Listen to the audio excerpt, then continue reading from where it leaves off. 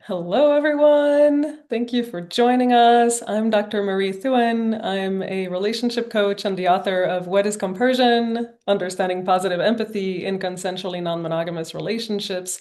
And today I have the honor of speaking with my dear colleague, Kathy Labriola, who is a counselor, a nurse, a non-monogamous coach for decades, and the author of several books, including the Jealousy Workbook, the Polyamory Breakup Book, and this gem, Polyamorous Elders, Aging in Open Relationships, which is the topic of what we're going to talk about today. We're going to talk about the intersection between non-monogamy, compersion, and age. She is truly the expert on that. So, Kathy, welcome. Thank you so much for joining me. And would you like to introduce yourself to the audience a little bit more about your background and what you offer in the world?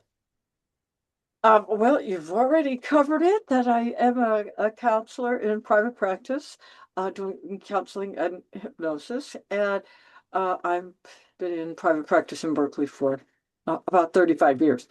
And uh, I would add that the other person who is a big expert on this exact same topic is Dr. Eli Sheff, Mhm. because she has been studying polyamorous families for the past nearly 40 years now and has done some very scholarly research and written a couple of books on that subject. So I just want to make sure to include her as someone who really is has much more knowledge from a kind of rigorous scientific research background than I do. Thank you for mentioning that. Yes, her book is Polyamorists Next Door. So if people are interested in polyamory and family and long-term study of that and children in polyamorous families, definitely pick up her book. So, yay! I'm super excited to talk about this topic because when I researched my book about compersion, the section on compersion and age was one of the most interesting and surprising parts of my research. And a big part of that was actually talking to you about polyamory and age. So I wanted to just make this information public and more accessible by interviewing you here for YouTube. And I'd love to start with asking you, what are the benefits and the drawbacks of non-monogamy in younger and older age groups in your experience? Well, there are plenty of advantages and plenty of drawbacks for people who are younger and for people who are older, but they're a different set, a whole Mm, different set. And I often hear from people that are in my age group, and I'm 71, that people got into polyamory or consensual non-monogamous life for a whole different set of reasons. And usually they started out at a much younger age because they want the excitement and joy of being able to fall in love again, even though they already are in an established and happy and healthy partnership with someone. They don't want to miss out on never being able to fall in love again or have, epic love affairs again once you're like settled and married or, cohabiting or partnered. mhm. And so for younger people, it seems like the joy of getting to know new people and being able to experience different parts of yourself that come out in different relationships, not to mention, having these, fabulous sexual relationships and being able to have a lot of sexual novelty and sexual uh, variety in your life. That often is what attracts people in their younger years and even in their middle-aged years. But as and for people in the younger age groups, the lack of time because you're working full time and raising children. So many people are, working full time and even more than full time, and in some cases holding down more than one job, which so many people are nowadays, to try to make ends meet. Uh, and you're raising children and having a lot of other responsibilities and commitments. It, the time and energy management is very difficult in time having enough time for having more than one partnership. For many people, and when you're younger, it's hard enough to find time for one relationship. And Absolutely. for younger people and middle-aged people, the challenges of jealousy and of a lot of intense emotional reactivity to Mhm. your partner having another partner is really at its peak in those younger and middle age years. So Wow. those are both Why do you think that's the case? Just sorry to interrupt you, but why do you think jealousy and big emotions are at their peak in younger age groups? Younger. well, at least two key reasons that I see. I'm sure there are more, but one of the key reasons I see is that most people in those partnerships, those partnerships are relatively new. They might have, if you were in, even if you're married or living with someone, you might have only been with them for 3 years, 4 years, 5 years, maybe Mhm. 10 years at the most. So those relationships still feel pretty insecure, or they do not yet feel like, okay, is this going to really be a lifelong relationship? And so there's still a lot of insecurities in those situations that trigger jealousy. Uh, Mhm. and Mhm. I think the other key reason is that people in the younger age groups are just starting to be polyamorous. They have not developed those poly muscles yet. They have not Mhm. developed the skill set Right. to be able to manage multiple relationships. So either they are doing everything wrong, which causes their partners to become very jealous and upset, and for those relationships to crash and burn, or they themselves are feeling very anxious and jealous because they don't have the skill set to be able to trust themselves and Mhm. trust that they are a good person that deserves love and deserves this relationship. They haven't developed their own self-esteem enough or their own self-respect enough, and they just haven't had that uh, enough years with their partner to feel like I totally trust this person with my life, and I trust they're not going to do something crazy and just abandon me for some new person they just met. So Yes, I do yes. think those are, in my view, the two key reasons, and people just haven't developed themselves. Just even on a deeper level, people have not often developed themselves, for lack of a better word, spiritually, to Right. feel complete in themselves and to Mhm. feel like, even if my partner does leave me, I'm not going to die from that. Mhm. You're not as, when you're younger, many people feel more emotionally dependent on a partner for their sense of who they are in the world, for their self-worth, and for Mhm. their feeling that like life is worth living. And Mhm. that's something that they just haven't really done enough internal work and personal growth to feel secure enough that they can allow their partners that level of freedom. That makes so much sense. So, yes, people who are listening who are struggling with jealousy, it's a very encouraging and hopeful message that, as you age, actually these things soften as we grow spiritually and emotionally within ourselves. So, that's really hopeful for older ranges. Well, yes, because we can only hope that personal growth over the years and over the decade will make you feel more secure in yourself, as well as those relationships lasting for Mhm. many more years and decades more. You Right. just eventually feel like, well, they're not going anywhere. They've been here for 20, 30, 40, or even 50 years. Why Mhm. in the world would I be jealous or anxious? They haven't left you yet. What's the likelihood that they're actually going to? Yes, yes, yes. Your lives are so entangled by then, and you really know each other. And I mean, I would imagine also in non-monogamous relationships, not only the marriages and like the so-called primary relationships have lasted a long time, but I imagine also a lot of metamor or secondary or other relationships also probably have lasted a long time. Yes, that is often the case, that like you have been able to learn the skill set that you need to have in order to be a good relationship partner in general, whether you're in a monogamous relationship or in poly relationships. Hopefully, you've become a better partner by that time. I don't mean to disparage young people and say they're not good relationship partners. I'm just saying that I certainly hope that people over the years and decades do learn more about themselves. They learn more about what they need and want in a relationship, become better communicators, more able to really express and articulate what they want, and hopefully become better.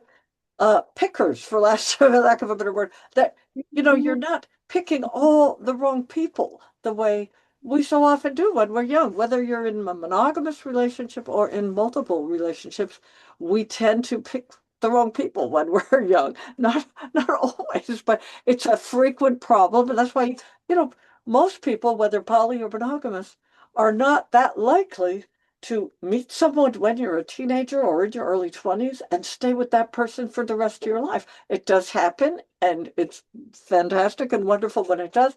But I think for most people, whether they're a monogamous relationship or a poly relationship, we get better at Yeah. choosing the right people as we get older. And I'm sure you see that when you see people that are in monogamous relationships. People Yeah. often marry someone when they're young and end up getting divorced. Yeah. Often, if they marry someone a little later on in life, they're going to be with that person for the rest of their life Yeah. because they've learned who they are. They learn what they want in a relationship. They choose the right person, and they then can be the right person. They can Right. be a much better relationship partner because they've gained the skill set. Again, that's not just for poly people, but monogamous people as well. Totally. And what would you say are the drawbacks and the benefits of non-monogamy in older years, like after 55 or 60?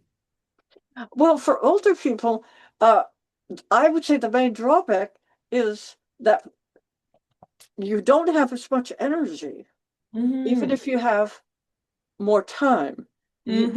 And not everybody has more time because plenty of people in their 50s, 60s, and even up into their 70s are caring for disabled and elderly parents or siblings or even partners and spouses. So you may not have more time. You may still be working full time. And so many people, even in their 50s, 60s, and 70s, are still working part a full time or are working much later.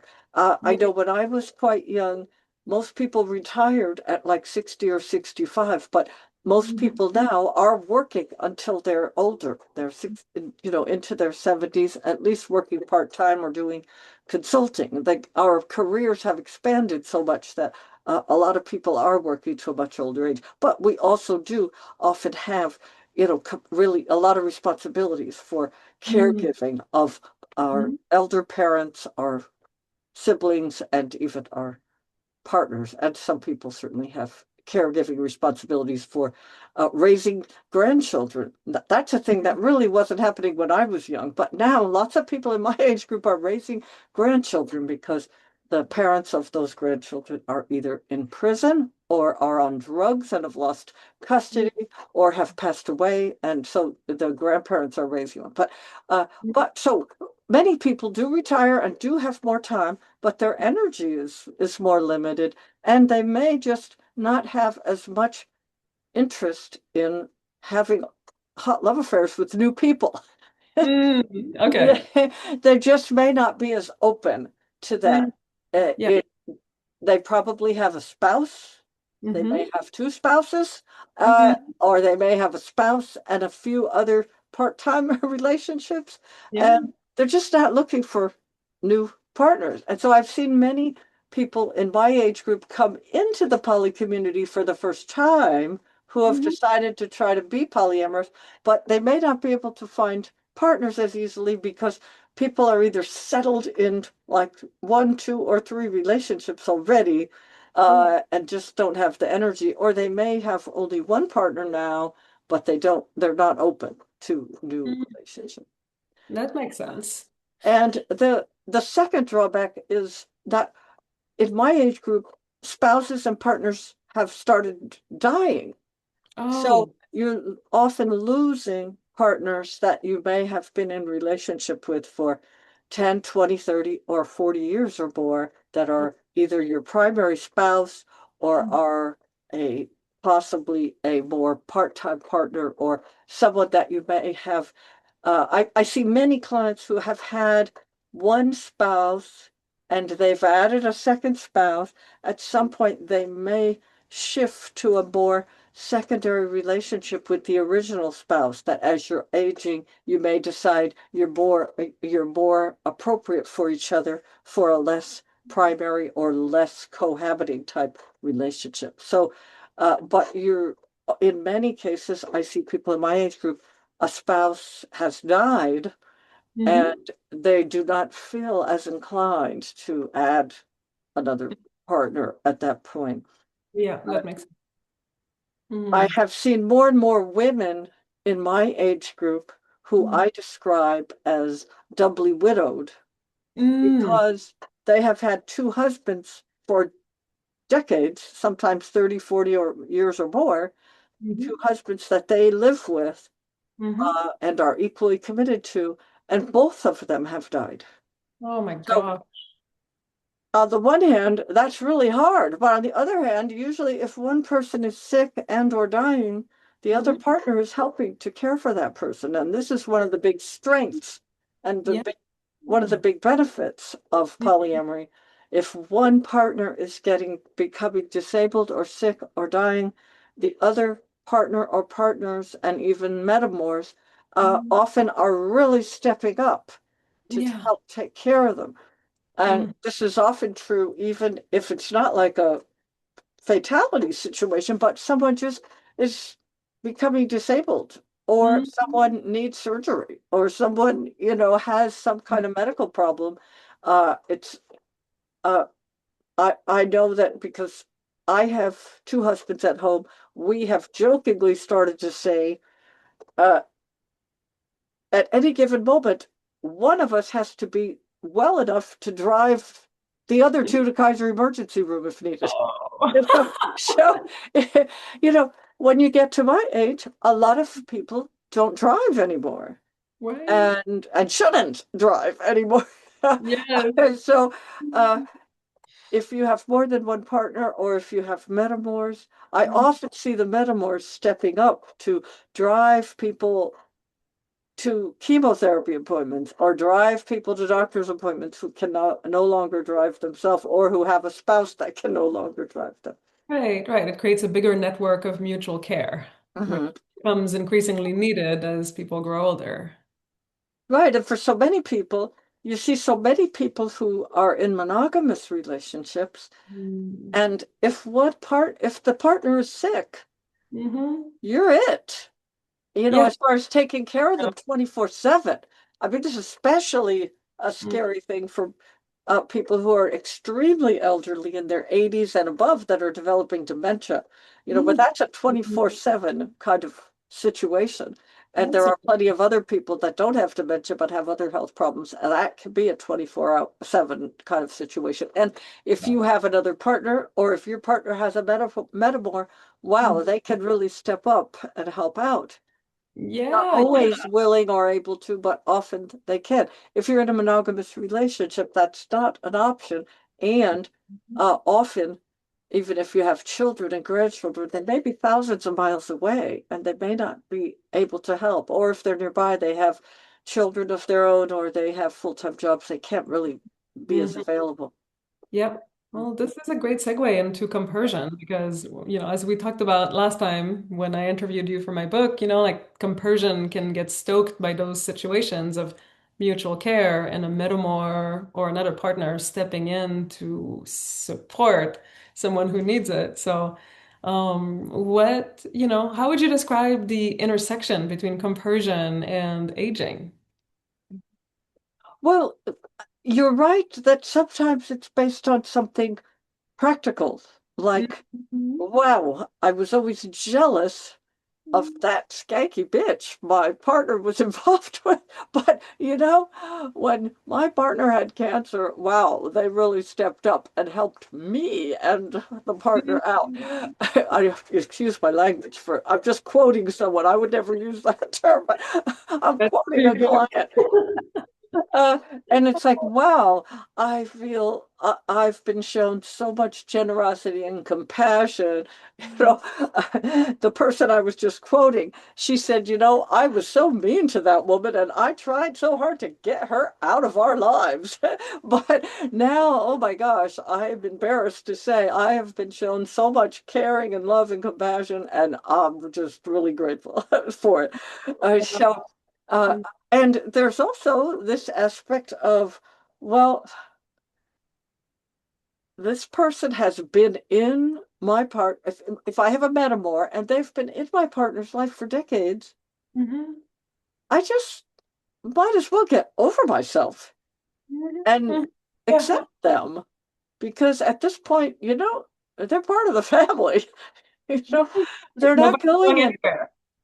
Right. They're not going anywhere. And they I can see when I'm being objective, I can see that person has really enhanced my partner's life. Mm-hmm. Adds a richness to their life, adds a whole other dimension to their life, and has really been a true friend to Yeah. them in a way that a lot of their other friends maybe have not been really. So, uh, Mhm. you can develop a respect and a caring and even a kind of a begrudging kind of love towards that person because Yeah. you can't really deny that they have actually enhanced my partner's happiness. Yeah. Yeah. Yeah. You've kind of gotten worn down into experiencing compersion. Well, if I love my partner and I Yeah. can see this person is making them a happier person, Hmm. h- how Yeah. can I how can I say no to that? How can I continue to be like really grumpy about that forever? Yeah. Yes. Might be Yes. able to keep that grumpiness going for years, but at a certain point, Yeah. you kind of have to get over it. Right. Right. You probably don't have the energy anymore. Right. Well, you hopefully have become a little more mature by then. Oh, that's wonderful. So Well, would and you they've consider the proven that they're not trying to get your partner to leave you. And yes, I yes. think that is so often the Mm, root cause of jealousy. mm, This person is an interloper. They're coming in here and they're going to try to wrestle my partner away from me. They want right. my partner to leave me for them. Well, here it is 10 or 20 years later. Well, they've shown absolutely no desire or action towards Yeah. the end. So, like, how can I keep fearing something that never happens and it's not about to happen and no, they're not even trying to make it happen? Yeah. The proof is in the pudding. It's my paranoia at this point. Yeah. So would you say there's a positive correlation between compersion and age? Yes. Uh, and it's, as you said, partly you just get worn down. Partly you just have to acknowledge that you're wrong. Probably the hardest thing for most of us. Oh, I was wrong about that person, and I Yeah. was wrong about that relationship. Mm, I was yeah. worried that relationship was going to sabotage my relationship. I was Mm, worried that relationship would harm me and my relationship. I was fiercely protective of my relationship. And guess what? Nothing bad happened, you right. know, Right. So then you except that, they spend time with this person. And that's another thing. As you get older, you kind of appreciate having some time to yourself. You're mm, not as possessive about your partner's time and attention. I mean, right. it's one thing if you're sick and you need their support, or if you're going through some terrible crisis because a parent or sibling has died or something, or you're going through some health crisis of your own that is causing you a lot of anxiety. But for most of us, as we get older and as we've been with our partner or partners for a long enough time, Hmm. you kind of want them to go and do something else. Right, right, right. I was just talking about that with a friend yesterday, like the fear, but also the relief of being replaceable in a way. Like, there's so much fear around, like, oh, am I going to get replaced if my partner gets something positive with someone else? Like, they get good sex or they get a great activity time and they do all kinds of things. Am I being replaced? But the flip side of that, oftentimes, is thank God I am replaceable, or thank God I don't have to fulfill all of this partner's needs because that's a lot of pressure. So there's a relief that can happen. Yeah, and I wouldn't really call it replaceable because they're not replacing me. Right, No, I'm still here. I'm not, there's nothing wrong. I'm not being abandoned. But I guess I would say the fear of being alone and lonely and abandoned versus the fear of being suffocated or just annoyed by the fact that, particularly when I've talked to so many women who, whether they're monogamous or polyamorous, their husbands have retired. Yeah. Their husbands are freaking in their way 24/7. The husbands are underfoot, you know. I mean, I'm sure I don't mean to be sexist here because I'm sure there are some men who the wives have retired and they are just the husbands are just as annoyed. And I'm sure it's some true for some queer people who the spouse has retired. Suddenly you can't get rid of them, you know. Mhm. So They're home all the time. right. So it seems that there's a big benefit in polyamory in your older years that, wow, the partner is off for a night with the other person. Yeah. I can just, sit around the house and do whatever I want, or I Mhm. could go out with my friends without the partner sulking and saying, "Oh, you're leaving me home all by myself," or Yeah. "Oh, you mean I have to cook dinner for myself? You're not going to cook?" So Mhm. Mhm. Yeah. So I Crazy. think that, we spend so much of our lives when we're working full time, Mhm. just feeling a terrible scarcity of Mhm. having time and attention from our partners. Mhm. You get home at 7 p.m. or something from work, you're Yeah. exhausted, you can barely have time to eat dinner and, go to bed. But when you're retired and you have more time, you don't feel as much of that sense of scarcity. Mhm. There's a little more of a luxury of feeling generous with their time to say, well, I've had you all to myself for the last 3 days. Go spend the weekend over there. Yep. Yeah, and that creates compersion for that other relationship that Mhm. creates that spaciousness. And would you And say there, it's, oh, go ahead, sorry. well, I was going to ask, like, do you think there's a difference in how men versus women or non-binary people experience compersion in older years? I haven't really noticed it.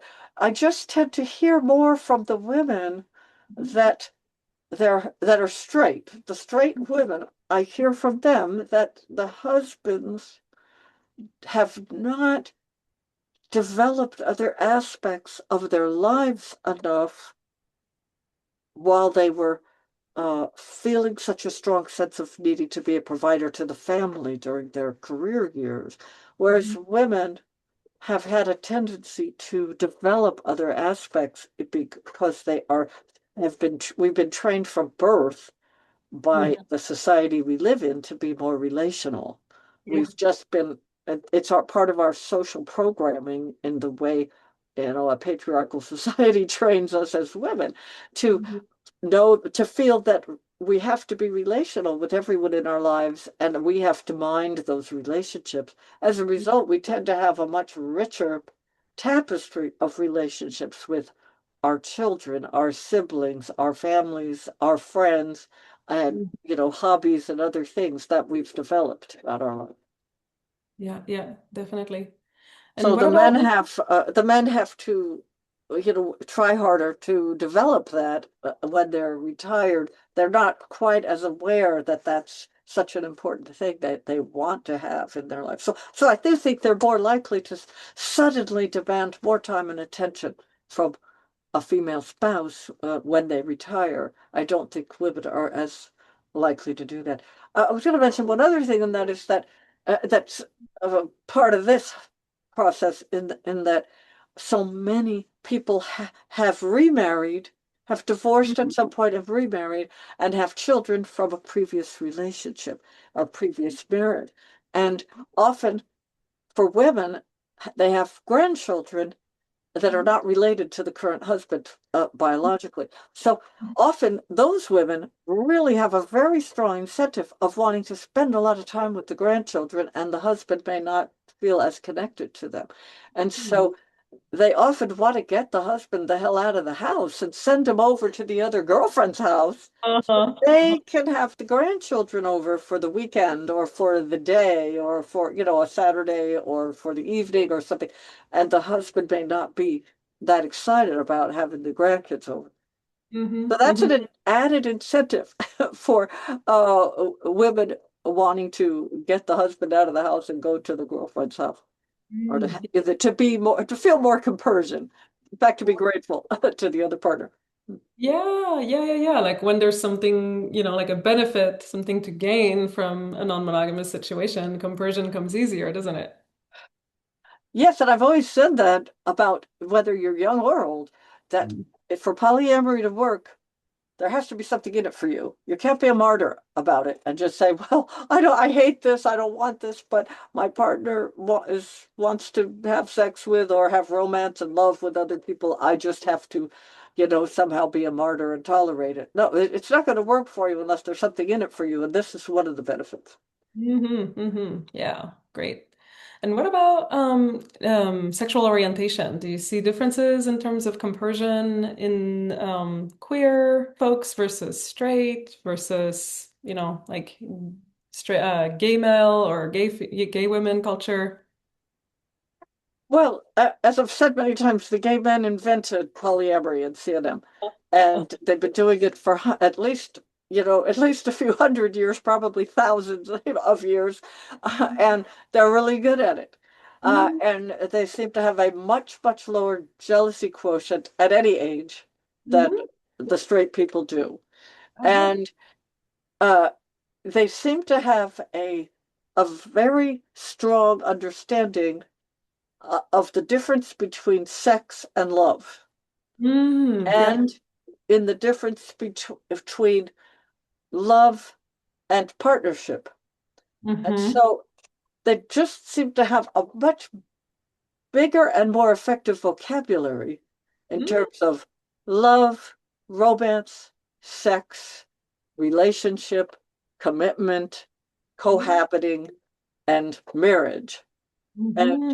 they just have a much, richer and broader array of relational options, and they seem much better than anyone else at being able to tell the difference. Yeah.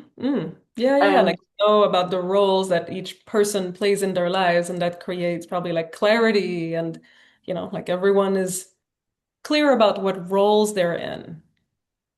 right, and you know what your status is. Yeah. And so you're much less likely to feel jealous. You're much less likely to feel threatened because you have a particular role and someone else has a different role. So they're not trying to push you off your patch and take your role from you and take your status.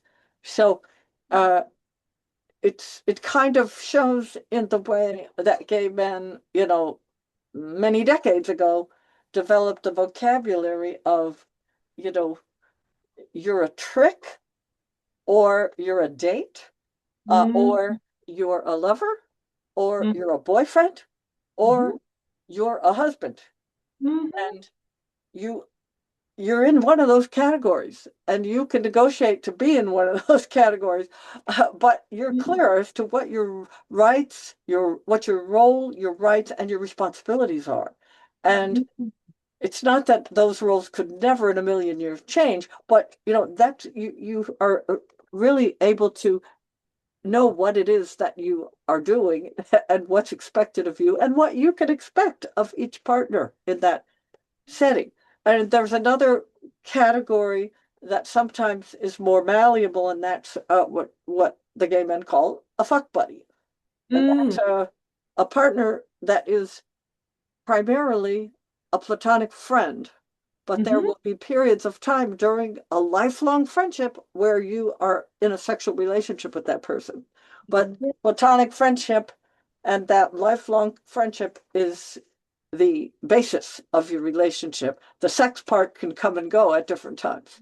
Yeah, like what I'm hearing is that gay men typically don't have as much of an escalator mentality, like the relationship escalator, where, once you step on it, you have to go up Yes, the yeah. trajectory. And I feel like straight people oftentimes date with that mentality of, if we step on, we're going to escalate all the way to marriage, and there's only one track. And in a non-monogamous situation, it can feel like people are potentially competing for that spot, for that primary spot, unless they're deliberately talking about it. Like, what is the role that I'm playing, and am I comfortable with that role?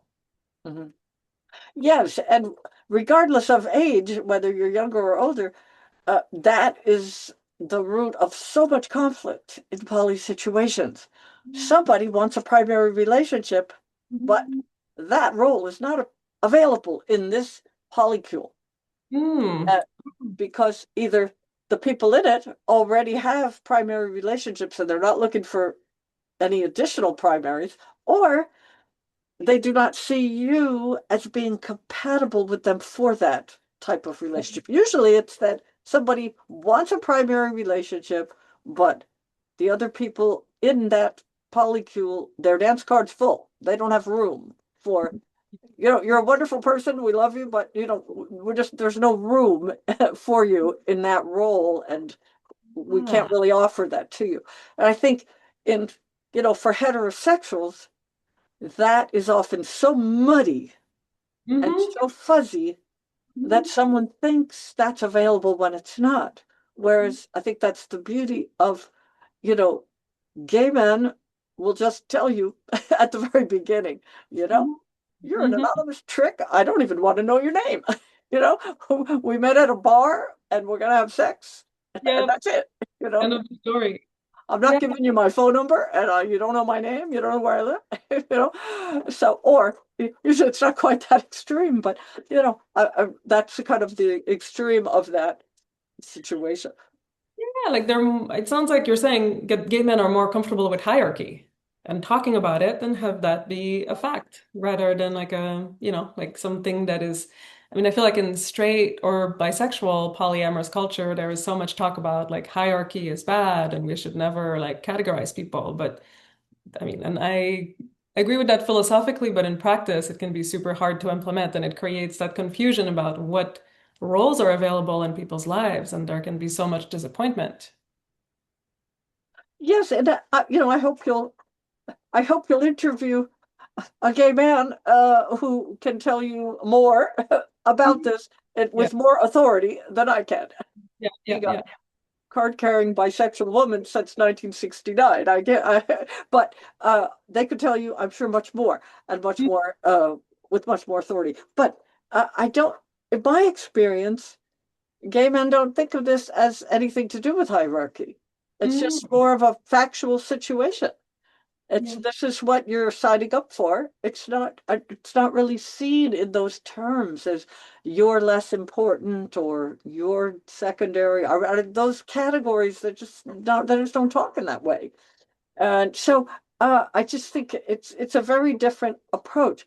I also think because a significant percentage of gay men are in BDSM kink type relationships, Mhm. those rights, roles, and responsibilities are even more explicitly clear. Mm, yeah. I people just gay men in these kinds of relationships just talk so very matter of factly. Well, oh yes, Robert's my husband, and Peter's my boy, and Mhm. so is my sub, and so is my slave, and I'm the dom in this entire configuration. And it's not even I wouldn't even think of using the term hierarchy. It's just so and so's a sub, and that's what they want from me. And I'm a dom, and this is what I want from them. So Yeah, that makes sense. Each relationship is unique and, coexisting in an equilibrium. But yeah, it's not a mhm. totem pole.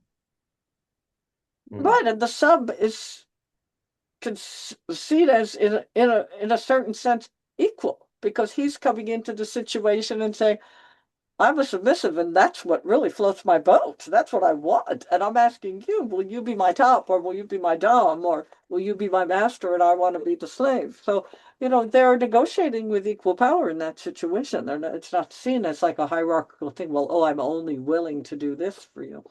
Oh, yeah, yeah, yeah, exactly. It's about power. Absolutely. That makes so much It's sense. about a power exchange, as is so often described as a kink relationship. It's power exchange. Right, right, right. And the person, I mean, anyone is welcome to leave that situation if they don't like the kind of power exchange that's going on. Yeah, if they don't find a role that fits. So, what would you say about queer women? in compersion. Have you noticed any, any trends or any stories that stick out for you?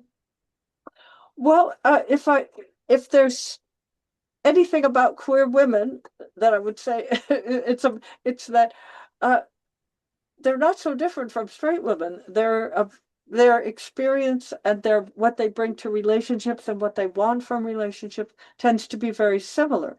And Mhm. it's because they're women, not because they're queer. And it's partly the way we've been socialized and educated and trained as women to be so relational. Uh, and I think it is harder, for women in general to really know what we want and to feel comfortable in articulating it and expressing it and negotiating for it. We tend to Mm. think that we just should get whatever we need from a relationship without having to ask for it. And that does really generally doesn't work very well. And we've often been trained to think that we don't have the right to ask for anything. So for queer women are in relationships with other women are much more able to negotiate clearly for what they want because there's no man in the room. Well, Mm. women are so well trained to accept whatever the man offers, and the men are so well trained to demand whatever they want. So, Mhm. thank God that is all changing thanks to feminism and assertiveness training and all kinds of other good things that are going on, and the more understanding of consent and more women being trained at consent, really consenting to things and not consenting to things they don't want. But I think if you have two women in a relationship, they are much more uh, likely to see each other as equals and as Yeah. having equal power and being Mhm. able to negotiate more clearly for what they want. And they're less likely to feel bullied into going along with something they don't want. Yeah, yeah, yeah. That makes And, sense. the, and because as women, we are what I call process queens, we just love to talk about our feelings and about the relationship and what's going on in the relationship. And, and so we're much more likely to really talk at length with a partner if there are two women in the relationship. There's nobody saying, oh, I don't want to talk about it, or oh, God, do we have to talk about it, or oh, God, do we have to keep processing? If anything, we do it too much, and then people process the relationship way too much. And I sometimes tell people, stop processing your relationship and start just having the relationship. Just enjoy the relationship rather than processing it so much. That makes sense.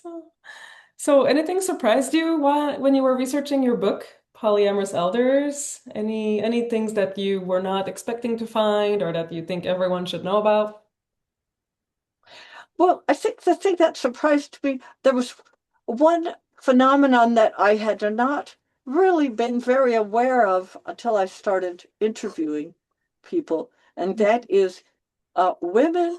There's a small subset of women who have been monogamous all their lives and consider themselves inherently monogamous by orientation, Hmm. who have become, who have entered polyamorous relationships in their older years, they're in, from 60 years old and up, even Hmm. up into their 80s.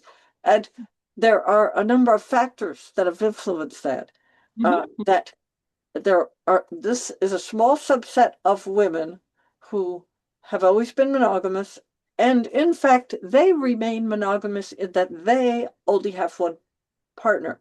But Yeah. these are women who are finding that there are some benefits to them in being in a polyamorous relationship. It being in a relationship with, and generally these are heterosexual women, and they're in a relationship with a man who is married to another woman.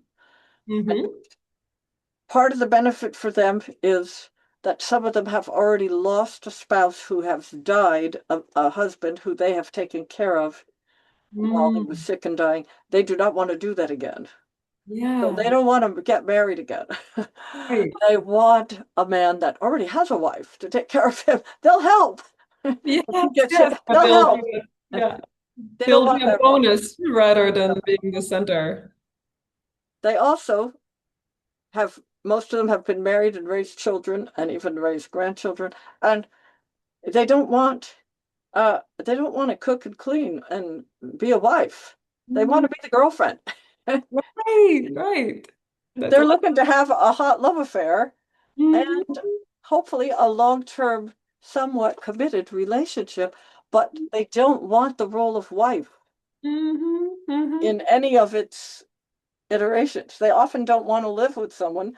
They are finally, they have Mhm. finally given up those responsibilities of cooking, cleaning, taking care of a husband, taking care of children, raising children. They just want to have fun in their older age. And some of them have started businesses, and some of them are going back to college. So they're pursuing dreams that they have put off for Mhm. sometimes even, 40 years or more because Mhm. they got married and had children or they had to, support themselves financially. So they've started doing the things that they never were able to do before. They finally have the freedom and independence to do it. They Mhm. don't want to defer those dreams any longer by getting married and settling down with one Mhm. man. They want a man who already has someone to play that role for them. Yes, yes. We're going back to the theme of women wanting more space and more spaciousness, and that being often a vector of compersion when, a woman doesn't have to play that role of being everything to a man, then she's grateful for the ecosystem that allows her to have that kind of freedom and space. Yes, exactly. I couldn't have Mhm. said it better myself. Yeah, I And love it. some of these women have also have said, well, I never could have imagined that I would have been happy in a relationship with a man who has another woman in his life. I never would have thought that's possible. But because I don't want a man, I don't need a man to help me take care of children and raise children. I don't need a man to help me financially support children. I don't need a man to create a home with me. I'm not looking for that now at this point in my life. And for a lot of women, they've said, this isn't I didn't realize that wasn't about monogamy. It was about having a specific set of needs at that Right. during that period of my life, and a monogamous relationship fulfilled those needs. It wasn't about monogamy, it was about the needs I had that were totally separate from that. Right, right, right. Like I feel like some people enter polyamory from a very philosophical point of view. They're like, oh, that makes sense to me ethically, philosophically. I want to have that kind of lifestyle that aligns with my ethics. But then there's also the pragmatists who are very just like practical about it. They're like, oh, this arrangement serves me a lot better. And they're not necessarily those polyamorous by orientation, but they find themselves in those poly situations that really suits them, so they have compersion and they're happy. Yes, that's very true. And I also was the other thing that you mentioned, you asked what surprised me. It Mhm. surprised me that a significant number of people I talked to that had been polyamorous throughout their 20s, 30s, 40s, and even 50s became monogamous in their elder years. And it wasn't because they just said, oh, I've seen the light, monogamy is the right thing to do. Or it was, again, because monogamy now served their needs. Mhm. And it wasn't anything philosophical or anything. It wasn't even like for most people that I talked to, it wasn't even like a conscious decision. It was Mhm. just the needs that they previously were hoping to fulfill through polyamory. Mhm. They Mhm. no longer really had that same set of needs. And Yeah. though those needs that they no longer felt so strongly about tended to be sexual novelty and variety and Mhm. adventure and like the romance of like having an RE. Mhm. And Mhm. I have certainly talked to some people of all genders who have said, well, throughout all those decades, I had so many wonderful relationships, and I feel like I don't need to keep doing that. Mhm. I just I've not missed out on anything. I really do not feel like there's anything out there that I need to experience that I want to just keep doing that. And for some people, it had to do with a decreasing sex drive as they aged, Mhm. less of a need for or desire for f having more frequent sex or sexual variety with more people, uh, Mhm. and or it just had to do with a lack of a need for uh, novelty in their lives in general, more of a feeling of wanting to uh, have a more settled life that didn't involve like going out and having a lot of adventures. They also Yeah. didn't feel like they needed to go out and like jump out of planes with parachutes and things, or go out and try new drug experiences. It was not just about polyamory, but just feeling like, well, I really want a more settled life now. I'm not really looking for a lot of new experiences. Yeah, like a pragmatic approach, but not like a mononormative one that, says like, oh, I must be monogamous because of a moral imperative. It's a very free way of being to say like, hey, I'm free to organize my life and relationships however I want. And sometimes one structure will suit me better, and maybe at a different phase of my life, another structure will suit me better, and that's all freedom. Right, it's about choice and the freedom to decide what's best for you. But for some people, it really is about just having less energy, as I mentioned at the beginning of our conversation, that I have less energy now Hmm. and I can't do as much as I used to. So, what are my actual priorities at this time in my life? And I even have talked to a few people who have said, well, yeah, if I had that boundless energy of youth, I would go out and keep having wonderful love affairs.